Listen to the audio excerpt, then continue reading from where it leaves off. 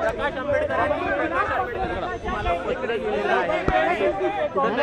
टीका करताना प्रमुखांची जी आहे ती चर्चा होत नाही किंवा त्यांच्याकडनं कोणतंही पत्र मला प्राप्त होत नाही आणि तुम्हाला कुठंतरी ते टीका तुमच्यावर करताना दिसतं। त्यांचं जे मत होतं त्या मताच्या बाबतची भूमिका आम्ही त्यांच्यासमोर मांडली, आमच्या वरिष्ठांनी मांडली। त्यांचं आता समाधान झालेलं आहे। 30 तारखेला आता संजय राऊत साहेबांनी सांगितल्याप्रमाणे 30 तारखेला ते आणि त्यांचे प्रतिनिधी मीटिंगमध्ये येतील।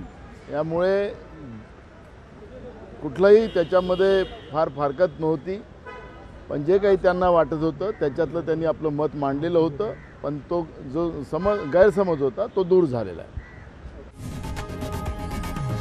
लोकशाही मराठी ऐका, पहा, जागरूक रहा।